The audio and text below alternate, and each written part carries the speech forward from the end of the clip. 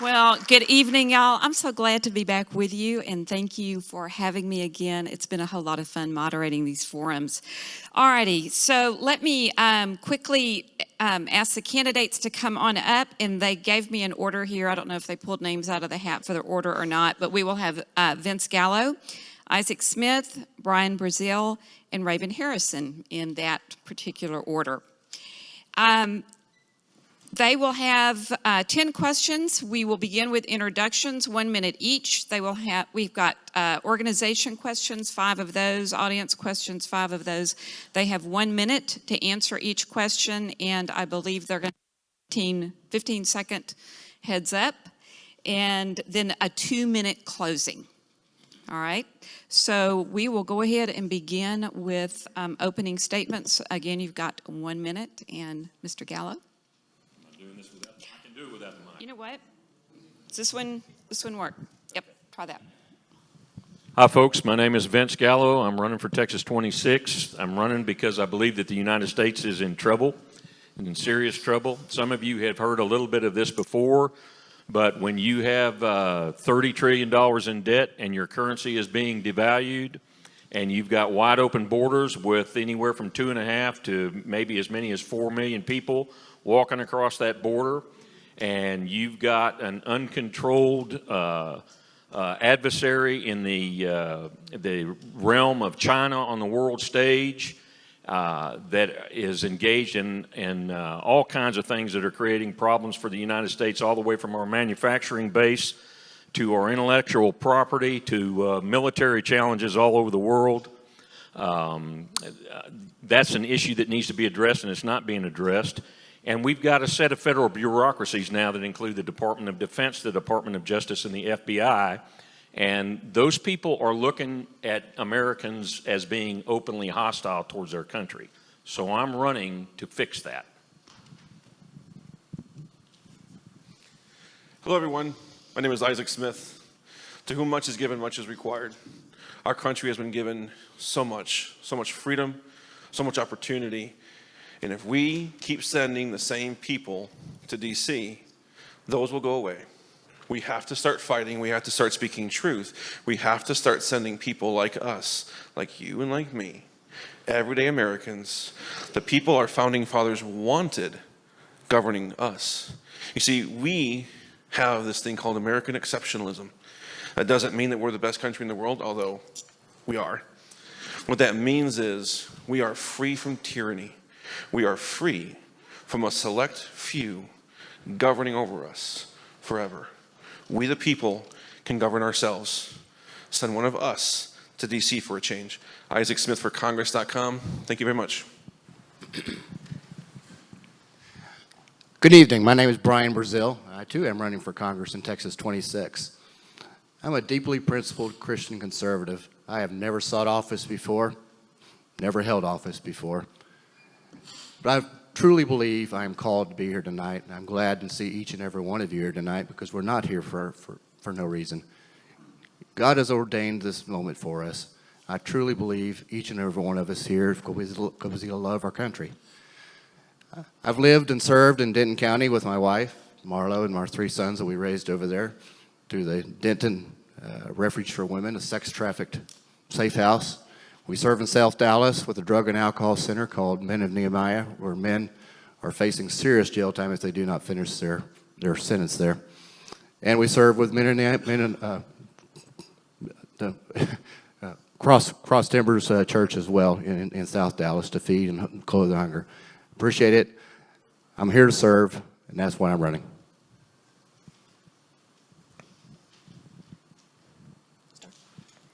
Good evening. Can everybody hear me? Good evening, Patriots. I am Raven Harrison, and I'm seeking your vote to unseat Congressman Michael Burgess, who has been in office nearly 2 decades. I am a wife. I am a mother. I am a small business owner. I'm an executive. I'm also Native American and African American and a 3rd-generation Texan born into a military family. So what does that actually mean? It means that we have a next-generation warfare going on in our country, and we need a next-generation fighter to address it. The reason we are not evolving is we are not bringing a knife to a gunfight. We have to be selective, and we need to address the evil that is going on in our world. A fighter, a dedicated fighter, a mother, a Christian, a fiscal conservative, and what we need. I am the antithesis of everything the left is using to destroy our country. Thank you. All right, thank you, candidates. Just hold on to that, and Mr. Smith actually will get it next. I'm going to let him go first on this first question. If elected to Congress, it is your responsibility to uphold the Constitution and defend your constituents against tyranny. In your opinion, what is the most important freedom protected by the Constitution that you will go to Washington to defend and protect? And that question is from the wise Republican Party. There are two freedoms that I think stand above all else. The first one is the Second Amendment. It's our gun laws. We are not Australia because we have weapons. Just call it what it is. Our weapons allow us to protect everything else we have. My second favorite amendment is number 10. All these powers not enumerated here belong and are reserved for the states and for us. It is time we actually start acting like that and start enforcing that upon D.C. Those are my two. I guess I could keep talking, but why? You guys know what I think. Okay, Mr. Brazil. In your chairs, you'll see my oath to the people. Those are 12 initiatives that if I'm sent to Congress that I will fight for. There's a number of them on there, but time does not allow me to speak to each and every one of them. There's a few that are germane to our Texas experience. One is our border. Joe Biden and those in the office are sworn to protect our country from this. They have surrendered our border to the cartels and to Mexico. I will fight to have that border closed as Donald Trump had done. I too believe in the 10th Amendment. Those powers not specifically delegated to the federal government belong to the states. Constitutional overreach has been going on way too long. We need someone up in that district office who will fight for us. Okay. Ms. Harrison. Thank you. I would like to propose first starting with the Second Amendment, because the Second Amendment preserves the other amendments. Our freedom as Americans, as Texans, is deeply rooted in our ability to bear arms. Despite what the left wants to say, our ability to have the Second Amendment is not about deer hunting. It's about protecting the exact constitutional and government overreach that we are experiencing right now. So in my opinion, the Second Amendment is the strongest because it protects all the others, fundamental, inalienable, and everything in between. Okay. Mr. Gallo. The two issues that I think that are most important from a protection standpoint would be the Second Amendment. I would agree with Raven. As a former police officer, I can tell you that nobody can rescue you when things go wrong. You're going to have to rescue yourself. Secondly, the Second Amendment is an anti-tyrant amendment. It is not, while it deals with self-protection, that's not what it's for. It's to keep you from being overrun by tyrannical governments. So that would be the first one. The second one would be, I would think would be, for me, would be the First Amendment, because what you're seeing now is an encroachment into your freedom of religion. Your churches were closed over COVID. Your freedom of speech is being interdicted by people who have the ability to turn off your social media when they want to. And again, you've got federal bureaucracies who are treating you as enemies of the state because you are challenging the United States government.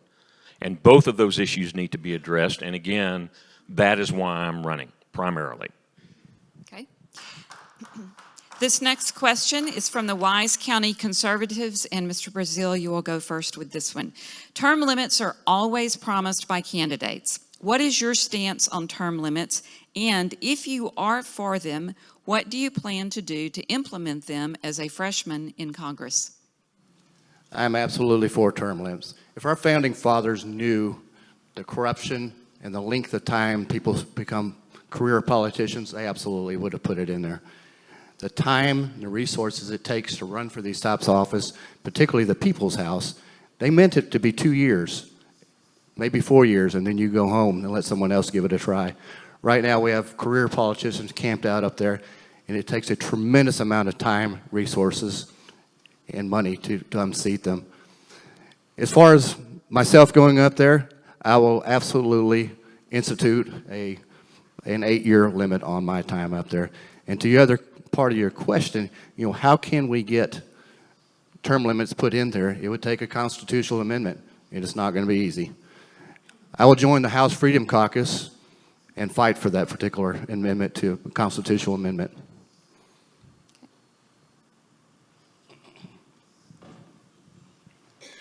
I am absolutely a huge proponent of term limits. It is what the Founding Fathers envisioned in terms of a check and balance system. We have the president and the executive branch limited to 8 years, and we have career politicians like Pelosi who have been in there since before the internet became a thing. So I propose that we have a 12-year for the Senate and the House that would perfectly balance the executive branch. And the way that I would achieve that is the way I'm going to achieve most of what I do when I get into Congress, which is to hold people accountable. Nobody wants to restrict their own power unless we bring this kind of stuff to light, because justice dies in the dark. So I intend to knock on the doors of Congress. I intend to get people on record until we get them on board with why we need to do this to prevent the exact situation that we are in right now.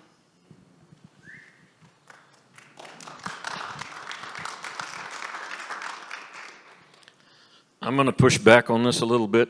I have no problem with term limits. I would not want to be in Washington any longer than 8 years in a House seat.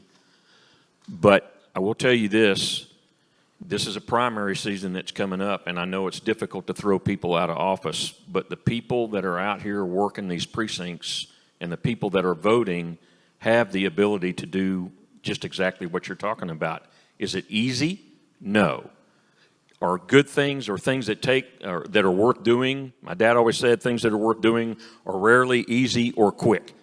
So am I opposed to term limits? No. Am I going to be in Washington any longer than 6 to 8 years? I can guarantee you not.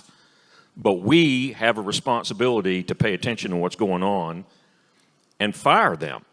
If they don't do what they're supposed to do, fire them. That's what I do in my business. If you tell me you're going to do something and you don't do it, you get fired.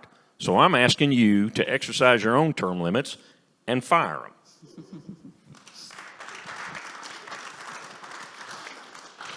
I have this policy on my website, 8, 10, 12. 8 years for president, 10 years for congressman, 12 years for senator. I detail it on my website. Folks, how are we going to do it? Because everyone promises it. It's very simple. You start by grandfathering everybody in, because no one's going to vote for something that pushes them out of a job. If we get a 40-year term to begin with, that's way farther, way longer than any one of us wants to work in a private sector job, but we get it started. Folks, abortion started as safe, legal, and rare. Look what it is now. The left was here, and now they're all the way over here. We're not going to have one bill that takes us from where we are to where we want to get. But what is actually reasonable, what is actually feasible, is grandfathering everyone that's there, having a super long term, and letting future generations of patriots actually move the ball where we want it. I want 8, 10, 12. Are we going to get it in one bill? No. Am I going to fight like hell to get there? Yes. What's reasonable is grandfathering in and setting a term and then letting it go from there. All right. This question is from the Wise Republican Women, and Ms. Harrison, we'll let you start with this question. If elected, what will you do to ensure workers' civil rights are protected from federal overreach and corporate medical mandates? Ooh, do I love this question. Okay, so I would, this is going to be a big cornerstone fight that we have, and I'm already in this fight. So I have a husband who is a retired Air Force major who is now facing these mandates at his job. We have had to get a religious exemption, and it wasn't easy. The issue is that he shouldn't have to. It is completely unconstitutional. It bypasses the very power I'm trying to acquire in Congress of having legislative oversight. So I will not feed into these unconstitutional mandates by dignifying them in any other way but going to Congress and tearing them apart by bypassing the legislative authority. It is not, a mandate is not a law. And the first thing we do is we do not comply. The second thing we do is we hold everyone who is in dereliction of their office by allowing these to continue, and people losing their livelihoods needs to be held accountable.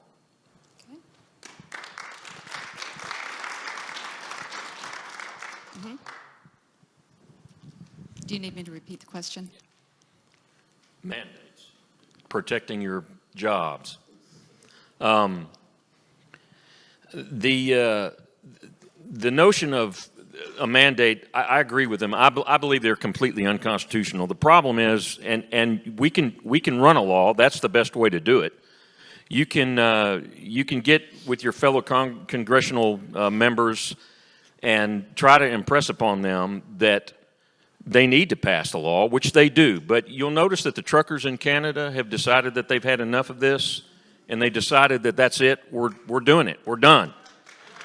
So just like I said before, you got a responsibility to do things to get rid of politicians that you're tired of. You also have a responsibility to stand up and tell the politicians that are still there, you're not going to be dictated to about your freedoms and your rights. And when they realize that you're serious about that, they'll stop trying to dictate to you and your freedom and your rights. Civil disobedience sometimes is called for. And we are in an environment where the federal government needs to be reminded that they work for us. We're not their subjects. So you might think about some civil disobedience to get the message across. Folks, my wife's a nurse. We fought this and we won this battle. She was asked to get a vaccine. She fought back and she didn't take it.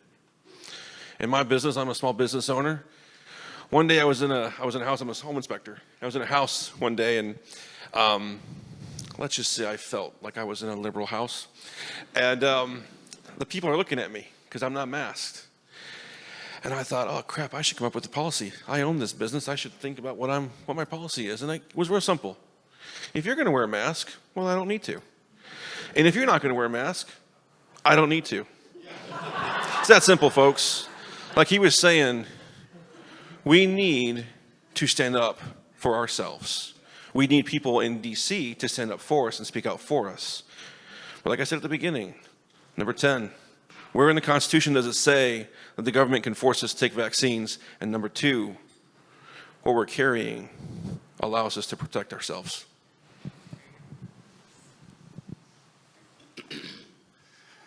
Nowhere in our Constitution does it say that you have to inject a chemical in your body to work or to participate in society. This is a complete constitutional overreach. Our current Congressman, Michael Burgess, recently voted with Nancy Pelosi and the Democrats for vaccine databases to track you. No one stands up and fights for us in this particular district. We have to put new leadership in that role to do so.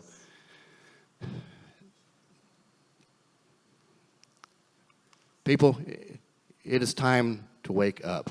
I want every one of you to look at your ballot from the top down to the bottom. Find your constitutional conservative that will fight for you. It is time. We're at a juncture in our country that if we don't stand up and do a little bit of, like you said, a little fighting for our country, we're not going to have a country to return to. All right. This question, everybody got that question, right? Okay, good. This is from the Concerned Women for America, and Mr. Gallo, I believe you are first on this one. Education has become forefront in the minds of parents all across this country.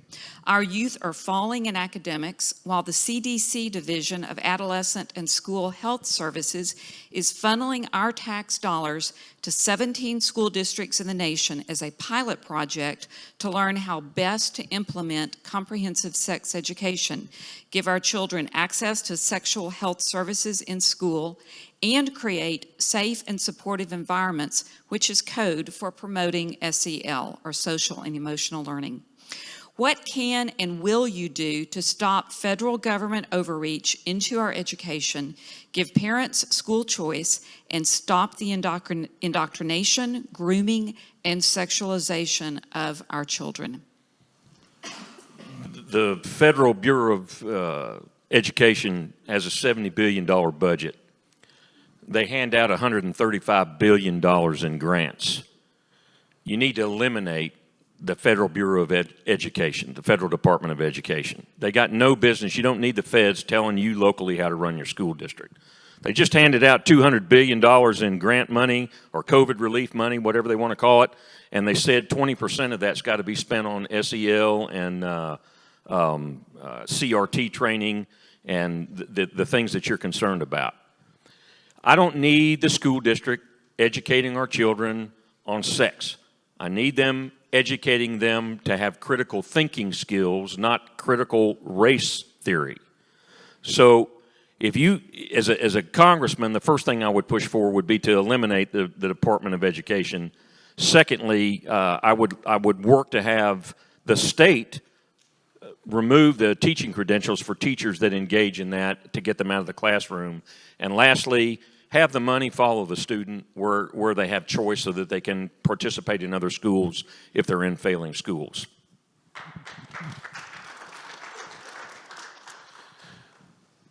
There are many, many departments in our government that are bloated and completely unnecessary. One of those, obviously, is the Department of Education. How dare D.C. tell Texas how we're going to educate our kids? Does anyone here think that whatever is needed to be taught in South Dakota is the same stuff that they want to teach in California? The answer to that question is no. We, the people, should have the right to educate our kids as we see fit. Money should follow kids.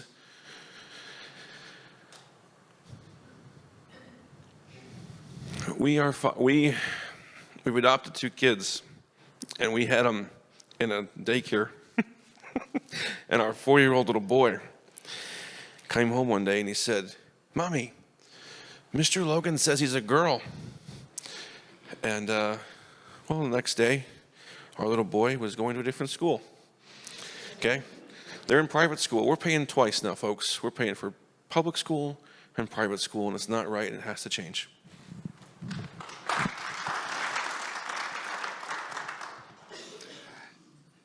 This subject's very personal to me. I raised 3 children up through the Denton ISD school district. There is no place for the federal government in our schools.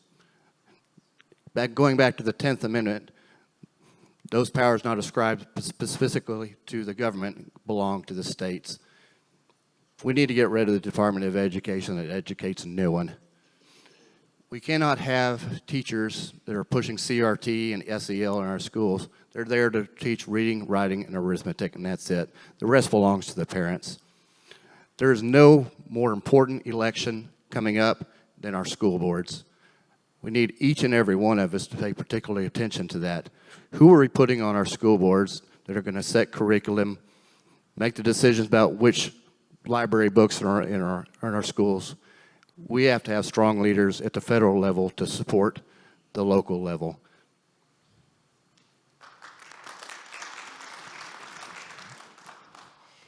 Boy, this subject here, you guys are about to get a little sneak peek of what Unleash the Raven really means. We have 2 children in the school district, and I can tell you it's worse than you actually think. Critical race theory, social emotional learning, this is just the tip of the iceberg. My daughter was asked in a Christian school last week what her vaccination status is. And what I'm telling you is the words federal government and education should never appear together. That's the first thing. The second thing is I don't co-parent with the federal government. They're hands off our kids.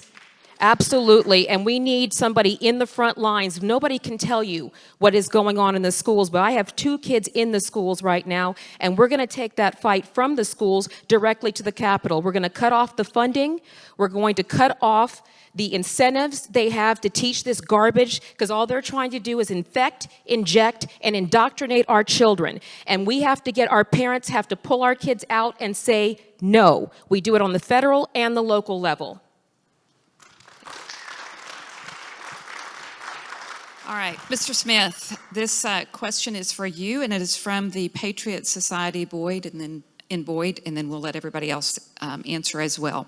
What do you feel is the best way to stop the border invasion? Do you believe Texas or the feds should be responsible for this? Both are. We are 50 independent states. We have every right to defend our borders. The federal government should be doing it. They're not. The fact of the matter is, under this administration, it's not going to be done, so the state has to do something. I know I'm kind of getting off topic here a little bit in the sense that, folks, in this primary election, you can vote for the same guy who's been there for a long time, who has not secured our border, or you can vote for anybody but him, okay? Think about it, folks. We have to defend our border. It is an invasion. The only thing that's different between what's happening right now and a military invasion is the military-aged men that are coming across our border aren't openly carrying weapons. That's the only difference, folks. We have to defend our border. It is done. It should be done on a federal level. The best way to do that is with the wall. President Trump started it. We have to finish it. And after that, we deal with immigration going on. There's a litany of things to go with that. I don't have time right now, but the wall has to be finished, 100%.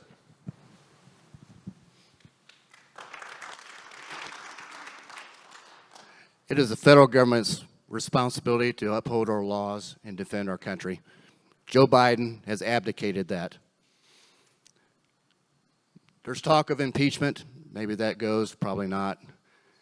But we have to, from a Texas standpoint, if the federal government will not defend our borders and defend our country, we have to stand up and build the wall ourselves. We have to hold Mexico accountable. They're the ones that are letting the caravans through at the southern border. It is all pay-for-play graft. We've surrendered our country to the cartels, and we will not defend our country. We have to have strong leadership up there. Do you ever hear a word from Michael Burgess about our borders? No, you do not. He does not stand up and fight for this district, for this or Texas, or our country. We have to send strong leadership up there, and I am it.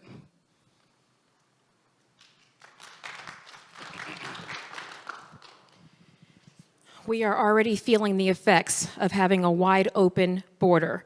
So they are correct. This is an invasion. And it is culminated by the fact that they are firing shots at our border patrol from the Mexico border. So we need to close the border. We need to secure the border in the short term. We need to keep commerce open, but we need to secure the border. We need to deploy the National Guard. We need to hold Joe Biden and the entire administration and every single elected official who has not come to secure this border. While they are coming over, they are crowding our roads, our infrastructure, our hospitals, and our education system. As we are speaking right this moment, they are trying to register 2 million illegals that they allowed to pour across our border into voting. That was what this was all about. We had 2 confirmed cases of leprosy come across our border in 2021. So this is a grave threat, and the human trafficking. So close the border, hold the ones who are not accountable.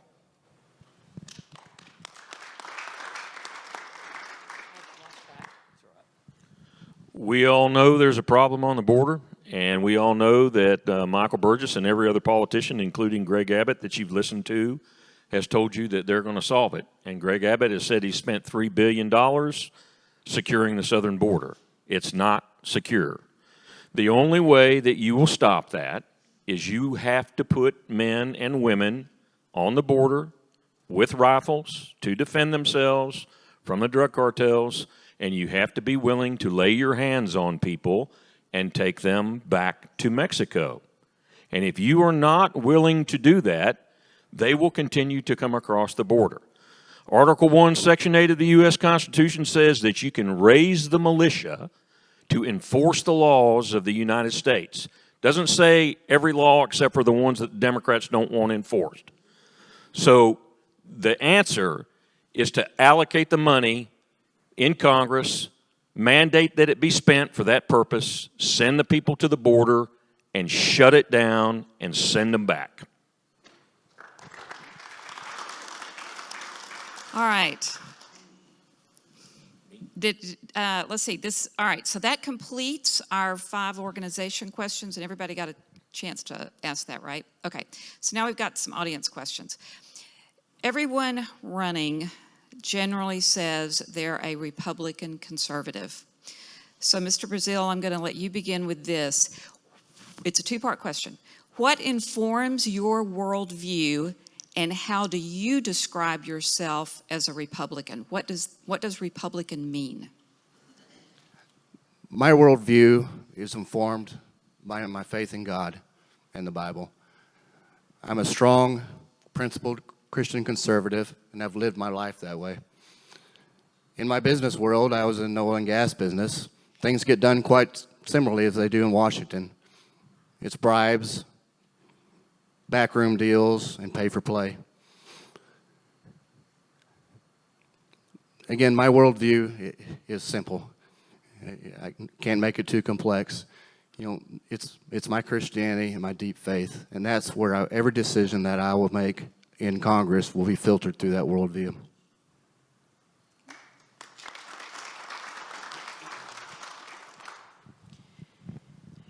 My worldview and my proof of republicanism is the fact that this is actually a word that's rooted in the Constitution itself. The founding fathers worked in the word Republican. I am a constitutional, fiscal, conservative, God-fearing Christian woman, and that is the premise our country was founded on. I believe in the sanctity of life. I believe in our freedoms. And I believe as a woman, God tasked me directly to protect life and our next generation. I believe that we are free. We are born free, and I believe in our inalienable rights. I believe in less government and more choice and more action on the part of people for the kind of republic they want. Thank you.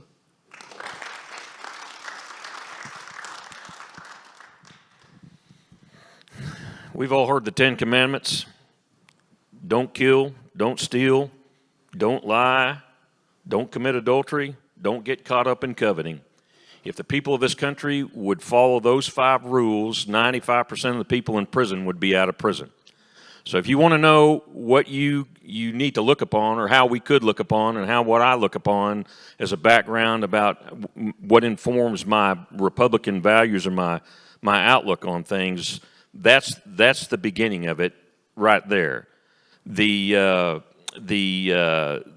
issue of being a Republican for me is not as important as being what I call a conservative. Republicans are all over the place engaging in non-conservative activities and laws. So the issue is, are you a conservative, or do you just have a label? And you need to try to discern, and I can't do it in a minute, but you need to try to discern based on the people in front of you and me and the people that are in Washington, D.C., are they really conservatives, or do they just call themselves Republican to use that as a label to try to get you to convince you to vote for them? You have to do the research and find that out.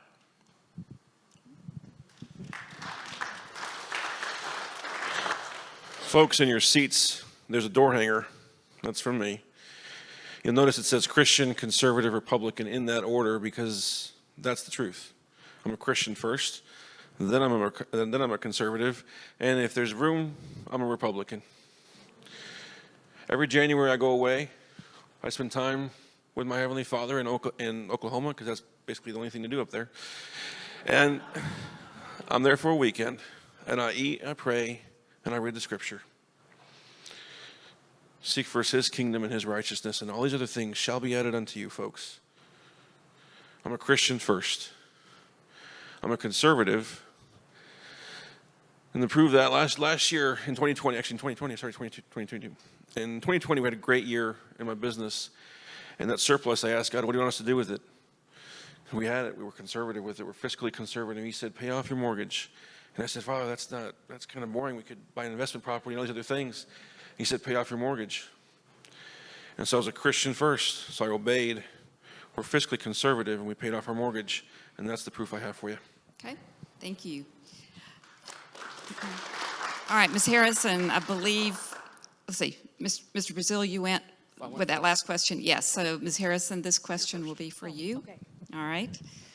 We have seen an attack on women in the past couple of years. Transgender women want to compete on biological women's sports teams in high school and college, and there is a push to change military policy to force our daughters into the draft and onto the front lines of war. What would you do to protect women's unique status and intrinsic value against the left's drive for their definition of equality? That's a great question, and the answer is absolutely everything. I will start by, I don't play the games of the left. There's no such thing as a transgender woman. You know, you are either male or female.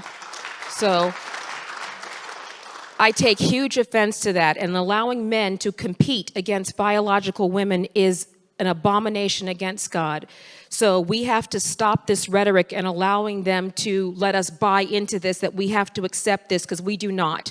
I will not compete against a biological man. I shouldn't have to, and I'm not going to. So we need to stop this, allowing them to label us and to force us because we're afraid of being called racist. I can tell you all unequivocally, I really don't care what they call me. Okay, it's going to get worse before it gets better. But we're going to speak the truth, and we're going to put it the way that God intended.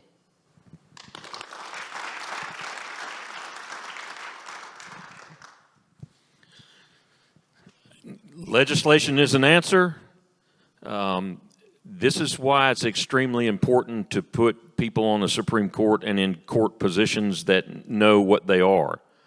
We have 3 liberal Marxist judges that are trying to destroy the United States of America. We got 3 of them that are constitutional conservatives for the most part. And then we got 3 of them that I call transgender judges. And the reason I call them transgender judges is because they can't figure out whether or not they're going to follow the Constitution or they're going to follow their own personal preferences about what they want to subjugate us to. So the way you do this is, again, you find out who you're putting in Congress, because Congress has got the most, the quickest responsibility or the quickest ability to adjust to your views. They have to be conservatives. You have to stand up. You cannot allow yourself to be bulldozed on this. There's 2 genders. There's only 2 genders. There will ever be 2 genders. That's it. You got to make your positions known, and you got to force the courts to comply with the law. They're not in the business of support or making law. That's how you fix that.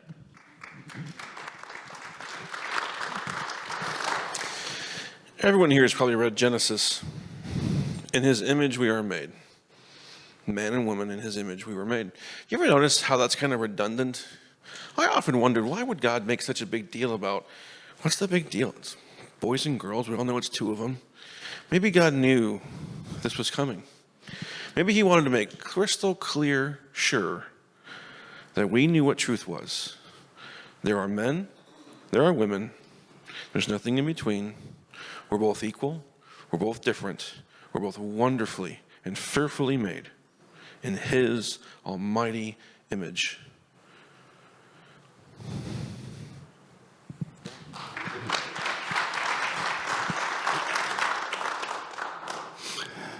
There are exactly 2 genders, male and female, and that's just the end of it.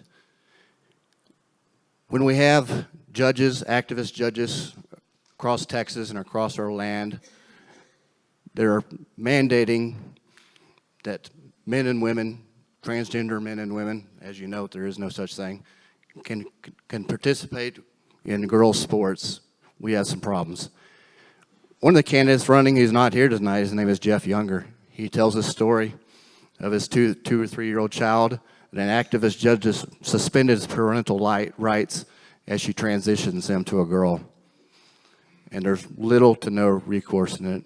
He's gone down to Austin and fought for these type of initiatives, and our Texas legislature will not address it. We have to put strong leaders up there in Congress to fight against this, because this battle is not about flesh and blood. It's a spiritual battle.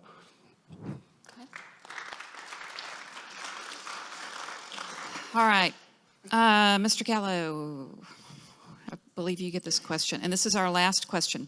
And I'm looking for a specific answer. We can all agree that spending is too high in Washington, D.C., right? So I want to know one specific thing that you would suggest we cut. The federal budget. I just mentioned the Department of Education, and I know as conservative Republicans, it's not, I would say the Department of Education needs to go, but I would say that the way that you address that across the board is you put outside auditors that have the mechanism I can't explain exactly, but you need to have outside auditors that have subpoena power that look at the federal budget. I'm telling you that out of the $4 to $4.25 trillion budget that they spend, $750 billion of that is waste and fraud and abuse. And the only way you're going to find that is to empower people to have the legal authority to force the bureaucracies to turn over their books, audit them, subpoena the information, and criminally prosecute them for what they're doing.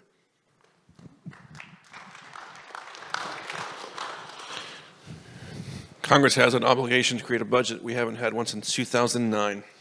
Three-step process: make a budget. Step number 2, make it a balanced budget. And step number 3, get rid of baseline budgeting. Baseline budgeting, simply said, folks, today's ceiling is tomorrow's floor. The max we can spend today is the minimum they have to spend tomorrow. What kind of an idiot would think or implement that? Okay? None of us can do that in our personal budgets. We can't run our families like that. We can't run our businesses like that. The only group of idiots dumb enough to actually come up with this idea and then implement it are government people. Baseline budgeting has to end. We have to have balanced budgets, and we have to have a budget done. Pisses me off, okay?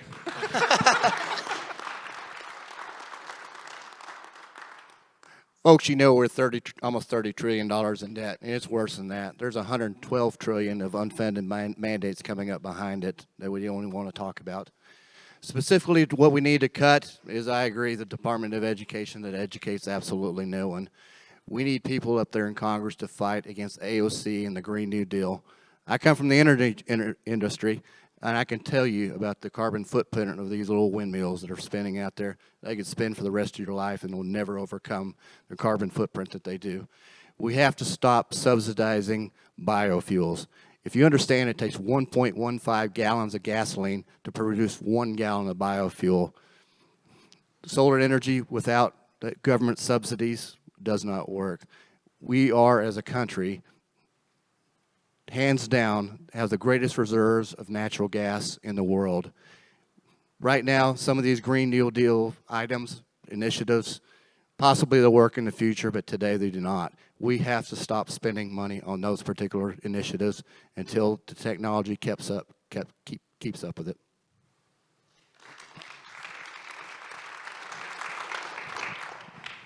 So to make sure I'm answering the question properly, the first thing I would actually cut would be foreign aid. We should not be sending millions of dollars out of this country when we can't take care of our own people. So the next thing we would do is, it's a very simple economic process, and the fact that we're in this trouble headed by a bartender who majored in economics is pretty much proof of what's going on with that. But we need to return to the Trump-era tax cut to revive and kickstart our economy that's just crippled and limp. We need to cut all this foreign aid that is going out. We need to take the reconciliation out of the budget, because that's how they continue to keep raising the debt ceiling. And we need to require a balanced budget of Congress. It is inexcusable that they keep going on recess without a budget, and this is where we keep going in. This allows the corruption to come in and take us over. So we have got to return to the Trump-era tax cut, cut the foreign aid, balance the budget, and cap the interest at no more than the rate of inflation. All right, just keep the mic, Ms. Harrison. We're going to do our 2-minute closings now, and we will start with you since we started on this end for the opening. So okay, well, you know I like pass the last mic. word, but okay. So that's a woman thing, sorry. So, guys, here we are. The eyes of the world are on America, and the eyes of America are on Texas. We are on a cold war on our own soil. We have an evil that is in our capital that is taking the mind, the hearts, and the soul of this republic. And what are we going to do? Years after year, we hear the same politicians promise us the same things. They're asking us to trust what they say and not what we can see with our own eyes, and it has to change. Our enemy has evolved, but have we? They have waged next generation warfare on us. So what will we do? Will we send the next generation fighter to meet it? Are we going to send the fighter who can go toe-to-toe with AOC on critical race theory, someone who has 2 children fighting critical race theory? Are we going to send a woman, a one that God has tasked to protect the unborn and the generation, and living to Congress to settle this once and for all and get the rights of our unborn? Are we going to send someone who is fighting the vaccine mandates to protect all of our freedoms and our livelihoods? The choice is very clear. We have one candidate who can go and strike a death stroke to the entire narrative of the left, who says that we are nothing but a bunch of racist, white, old men. But yet here I stand, the absolute antithesis of everything the left is using to destroy our country. It starts when we decide. I am asking on February 14th, early voting starts, and then we have March 1st, the primary. I am asking you to unleash the raven and let's take our country back. I am the nightmare before midterms.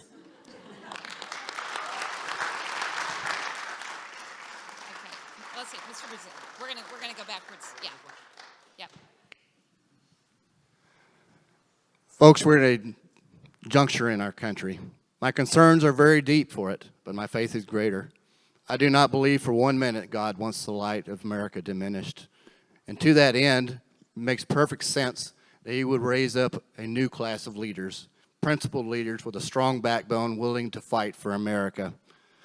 Michael Burgess has been there for 20 years. He's a nice man. You'll often hear him say that his qualifications is he's the most senior doctor. He is an OBGYN. And if there ever was a need for emergency C-section on the House floor, I'd want him there. It hasn't happened yet. So we need new leaders up there, connected to our community, ones that have lived here among us and worshiped with us. They will fight for our country. Ones that have experience in the energy sector particularly, that falls under national security and touches every point in our lives. Joe Biden has canceled federal leases. He's canceled the Keystone Pipeline. He's canceled any hopes of drilling in Alaska. Today we have $85 oil. I truly believe it's going to be 100 plus very quickly. Our gasoline prices can be $4 and $5 a gallon right here in Texas. It does not have to be that way. If we send strong leaders up there to fight against AOC, or Green New Deal, and the rest of them, we'll just be fine.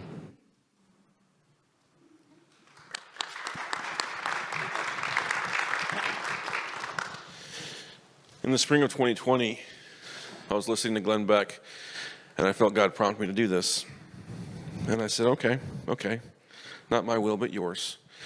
But I got two requirements if I'm going to do this. The first is I need favor, because heaven knows I don't know how to get there without you. Second thing I need to know that I'm not going to lose my soul like so many other people do when they get to D.C. And he gave me 3 words. I don't have time to unpack all of them, but the one that he gave me was the rod. And he said, this is going to come for you. You need to get yourself ready. You need to get yourself prepared for it. And the rod is the sheer, brute force of intimidation to force us to comply. You will do what you told. You will vote the way we tell you. You will do what the swamp wants you to do. And yet God says in Scripture, all things work for good for those who love him and are called according to his purposes. What does that mean, folks? That means all things. That doesn't mean some things. That doesn't mean things that happen outside the swamp. That means all things work for good. He calls us. And what do we have to do? We have to love our Lord and Savior. I'm running because I love my Lord and Savior. So I'm obeying. And the more they do to me, the more they come against me, the more opportunity there is for God's blessing in my life. Because again, Scripture says all things work for good. We need to send someone who's willing to fight, not to evade or to escape, but to bring on the attack. Because the more they do to me, the more blessing I have in God's name. Send someone with faith. Send someone who frankly doesn't want to go, but is willing to obey.